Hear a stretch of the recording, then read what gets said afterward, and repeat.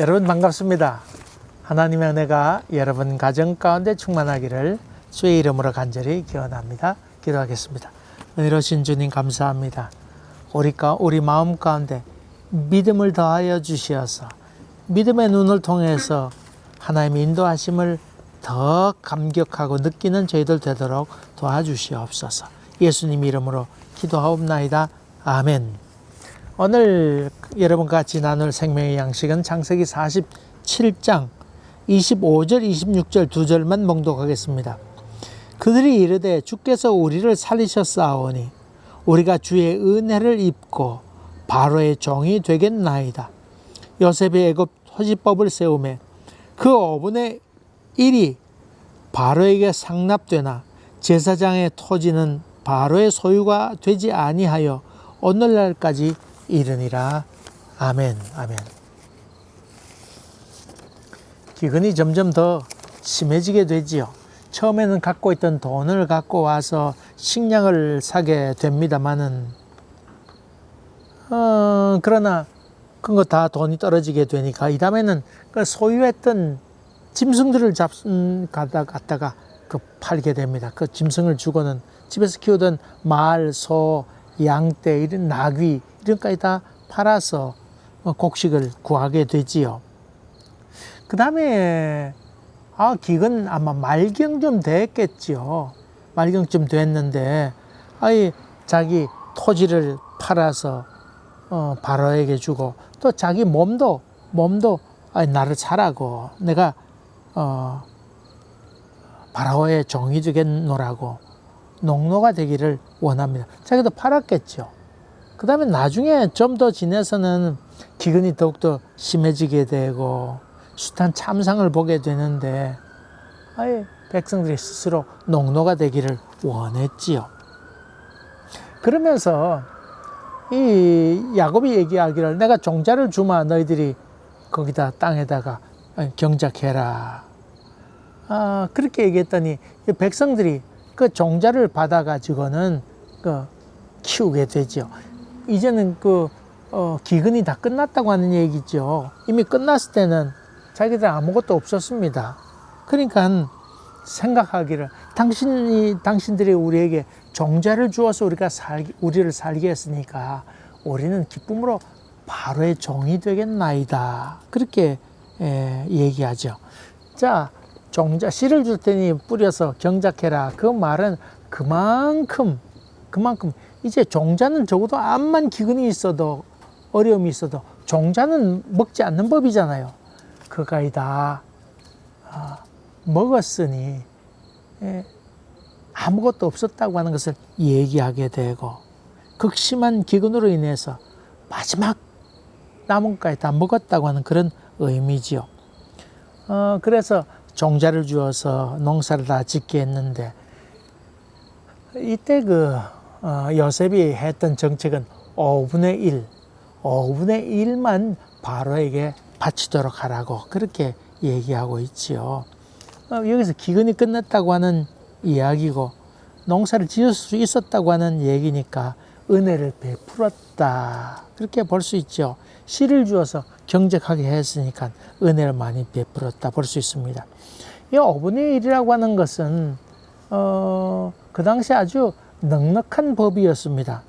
유대지방에서 수리아 사람들이 와서 지배했을 때만 해도 그때는 3분의 1 정도 경제한 것을 3분의 1을 바치도록 하기도 했고 터키도 그렇고 또 한국의 소작농 같은 경우 반반 나누는 경우도 많이 있었죠. 뼈 빠지기 일했는데 반 자기가 먹고 반을 지주에게 바치는 경우도 있었고 고대 중국 같은 데도 그런 경우 있었고 또 7분의 3을 바치는 경우도 있었습니다.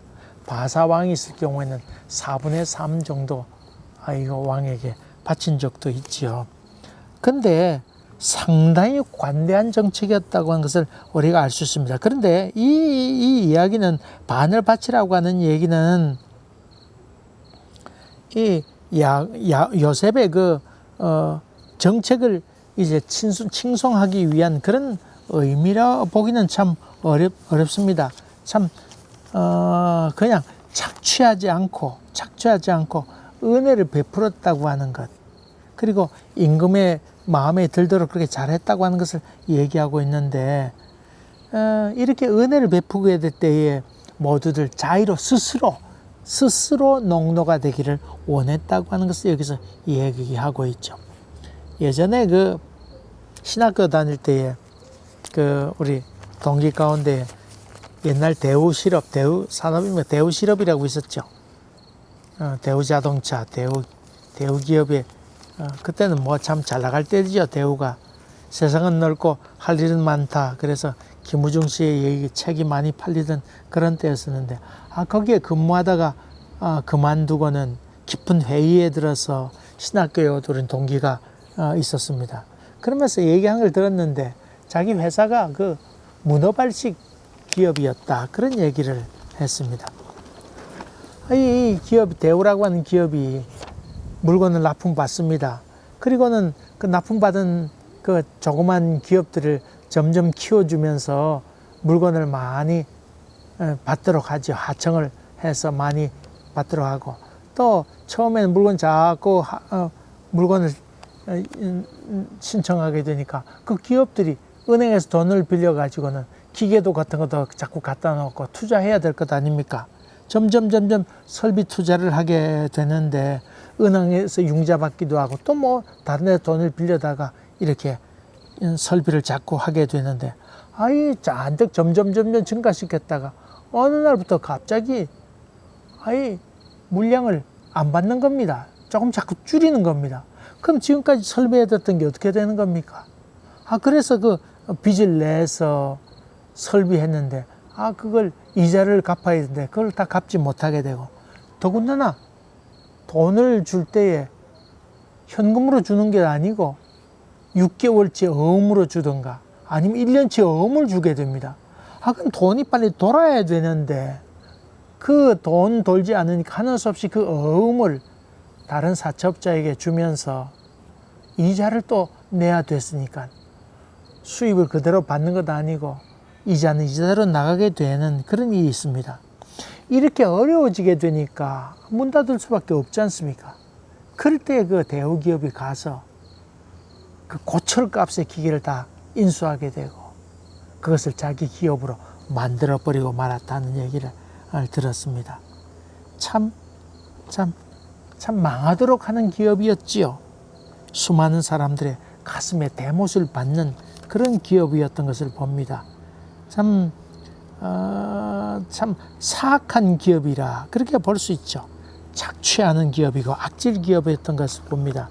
그런데 본문에 있는 이 요셉의 정책은 그런 것은 아니었습니다. 여기 뭐 물론 이 말이 하는 정책이 선하냐 안 하냐, 뭐 또 5분의 1 정도 내도록 한 것이 착취냐 아니냐, 현대 기업의 의미로 그렇게 보기는 비교해서는 온당치 않은 일입니다만은, 그럼에도 불구하고 이 일로 인해서 나라가 더 든든해지게 되고 백성들이 굶주리지 않게 되었을 뿐만 아니라 저들을 잘 관리하게 돼서 질서를 잘 유지하게 되었다고 하는 것을 얘기하고 있지요. 다시 말하면 이런 일로 인해서, 이런 그 정치로 인해서 백성들의 생명이 보존되게 되고 무엇보다도 그 마음 가운데 감사로 채워졌다고 하는 것입니다.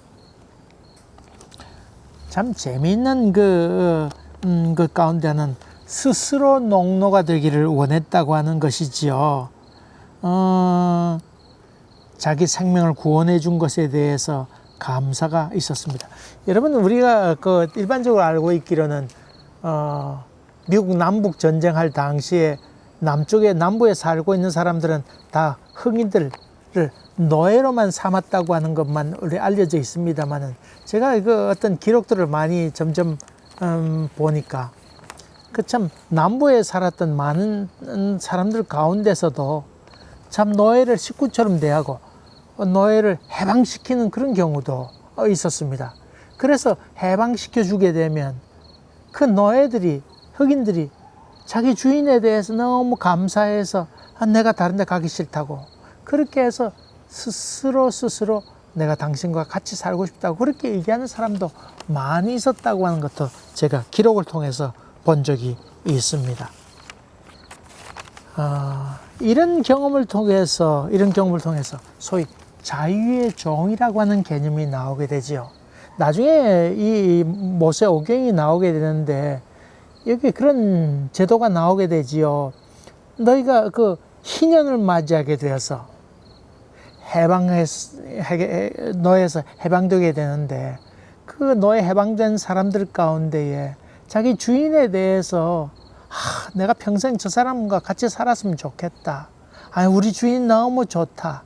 그렇게 될 때에 스스로 노예가 되기로 자청하는 자유의 종이 있었다고 하는 것입니다. 그럴 땐 문설주에 가서 귀를 거기다 대고는 거기에 구멍을 뚫게 되면 영원히 그 집의 노예다 하는 자유의 종의 표시를 하게 됐습니다. 여러분, 이 참 중요한 의미지요. 우리가 예수 믿게 되는 것도 그런 의미지요. 처음에 우리가 참 구원받기 위하여 아둥바둥 살기도 하고, 그 참 죄의 노예, 또 어떤 얽매인 것에 대한 노예, 이런저런 어떤 것에 매여 있는 이런 삶에서 예수 그리스도를 믿음으로 말미암아 예수는 자유를 의미하지 않습니까? 그래서 거기서 해방되는 기쁨을 우리가 체험하지 않습니까? 자, 그래서 우리가 모든 일이 가나, 그 성경이 그랬잖아요. 우리가 자유함을 얻게 되어서 모든 것이 가한 삶을 살게 된다. 어떤 것 해도 된다. 자유로운 삶이다. 그것을 얘기하게 되는데 여기서 사도 바울은 한 걸음 더 나갑니다. 한 걸음 더 나갑니다. 그것은 자유의 종이라고 하는 것을 의미하지요. 이 자유의 종이라고 하는 것은 내가 이제 예수 그리스도로 말미암아 자유함을 얻었습니다. 근데 이 자유함을 내 마음, 내 탐욕, 내 계획, 내 생각 이것을 위하여 사용하지 아니하고 반대로 주님을 위해서 사용해야지 라고 생각하는 자유의 종으로 살게 된다. 그것을 여기서 이야기하고 있죠. 모든 것이 가나 유익한 것이 아니라고 하는 것에 대해서 이야기하면서 이제 우리는 스스로 예수 그리스도의 종이 된 존재이다. 그것을 얘기합니다. 예전에는 금욕적으로 그냥 아둥바둥 믿음 따라 하나님 마음에 들려고 그냥 아둥바둥 그렇게 금욕적으로 살게 됩니다만은 이제 은혜를 받게 되면 감사로 채우게 돼서 아이고 이제 주님 이제 내 마음대로 살지 않습니다. 주님 뜻대로 살겠습니다. 아이고 내가 금식하고 이런 것은 내 어떤 금욕적으로 살기 위해서가 하는 것 아니고 아이고 어떻게 하면 주님 마음을 기쁘시게 할까, 어떻게 하면 주님 마음에 즐겁게 할까, 그런 마음에 사는 것입니다. 이런 자유의 종. 지난번에 얘기한 것처럼 이후로 누구든지 나를 괴롭게 말라 예수의 흔적을 가졌다. 이 예수의 흔적이라고 하는 것은 부인할 수 없는 그 어떤 흔적을 얘기합니다만 동시에 사도 바울은 나는 이제 자유의 종이다. 누가 뭐라고 해도 부인할 수 없는 주님의 은총에 대해서 내가 감사하고 살아가고 있다. 그것을 강조해서 한 말이지요. 두 번째로 재미있는 표현 가운데 하나는 이 대제사장들에게는 그 토지를 받거나 이르지 않았다. 다시 말하면 바로에게로부터 노을 받았기 때문에 굶주리거나 그렇게 하지 않았다 하는 말을 두 번이나 거듭해서 얘기하고 있습니다. 다시 말하면 제사장들에 대해서는 충분한 그 녹을 주어서 임금의 녹을 먹고 살도록 해서 먹고 사는 일에 조금 더 부족함이 없게 했다. 그것을 얘기합니다.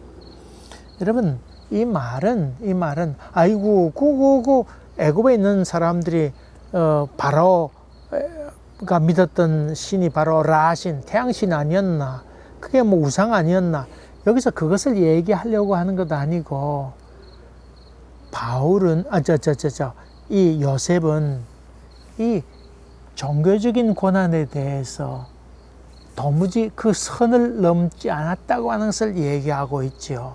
물론 그 장인이 대제사장이지 않았습니까? 물론 그런 의미도 있었습니다만은 이 종교적인 영역에 대해서 요셉은 손을 대지 않았다. 함부로 그 선을 넘어가지 않았다. 그것을 얘기하고 있죠. 여러분이 잘 아시는 것처럼 사울이 있지 않습니까? 결국 그 사울이 사무엘과의 관계가 깨어지게 됐던 이유 가운데 하나가 바로 그것 아니겠습니까? 이 사무엘이 해야 될 제사, 전쟁터에 나가기 전에 제사 지내는 일을 아이고 그것쯤이야 뭐 기다려도 안 오는데 그렇게 해서 자기 마음대로 하려고 하게 될 때 그때 그것이 그에게는 결정적인 문제가 되게 됩니다. 다시 말씀드리면 사무엘이 해야 될 일을 자기가 하게 됨으로 말미암아 선을 넘게 되는 것, 그것이 하나님 앞에 망령되이 행한 것이 되게 되지요. 여러분, 이 점에 대해서 요셉은 그 선을 절대 넘지 아니하고 그 선을 분명히 지키면서 믿음을 또 제사장에 대해서는 그 선을 잘 지키며 걸어왔다. 그리고 이런 전례가 계속해서 나중에 율법을 통해서도 그것이 실현되었다. 그것을 여기서 이야기하고 있는 것을 봅니다. 제가 보았던 사람 가운데 불교를 믿다가 예수 믿는 사람들 종종 보게 되면 불교를 믿던 사람이 참 예수도 열심히 정말 잘 믿습니다. 왜 그런가 그렇게 보았더니 불교에서는 지극정성으로 그 부처에 가서 불공들이 자잖아요. 그것처럼 예수 믿는 것도 그렇게 믿는 경우도 많이 있습니다. 참 예수 믿는 게 참 너무나 좋다 그러면서 아이고 불교 믿을 때보다도 불교 믿을 때는 아이고 돈도 그렇게 많이 바치고 했는데 거기에 비해서 이건 아무것도 아닙니다 그러면서 아이고 그 뭐 새벽같이 산에 올라가서 부처에게 108배도 하고 뭐 그러는데 아이 기독교는 아무것도 아닙니다. 아이 그리고 주님께서 우리 위하여 구원을 베푸는 걸 얼마나 감사합니까? 그러면서 예수 믿는데 아주 철저히 또 최선을 다해서 그렇게 믿는 것을 봅니다. 그리고 그 선을 잘 지켜가는 것을 보게 됩니다. 아마도 이 요셉이 보았던 세계도 그런 것 아닐까요? 그러면서 저들에게 임금으로부터 주는 녹을 통해서 저들의 생활에 도무지 어려움이 없도록 그렇게 해서 요셉은 그 신앙의 경계, 종교의 경계를 잘 지키며 걸어가게 되었다. 그것을 여기서 강조하고 있는 것을 봅니다. 여러분, 믿음의 세계라고 하는 것은 그 선을 잘 지키는 것 아닙니까? 내가 마땅히 할 것과 하지 않아야 될 것, 하나님의 영역과 내가 할 것을 잘 분리할 수 있는 것, 그것이 영적 분별력 아니겠습니까? 이런 은혜로 말미암아 여러분 영적 생활이 풍족하게 되는 그런 일이 있게 되기를 주의 이름으로 간절히 기원합니다. 기도하겠습니다. 은혜로우신 아버지 하나님, 저희들 가운데 함께하여 주셔서 하나님의 것과 내 것을 잘 구분할 수 있도록 인도하여 주셔서 사울이 범했던 죄를 우리 똑같이 범하지 아니하고 망령되이 행하지 않도록 도와주실 뿐만 아니라 즐거움으로 주님의 종이 되는 저희들 되도록 도와주시옵소서. 예수님 이름으로 기도하옵나이다. 아멘. 여러분 감사합니다. 또 뵙겠습니다.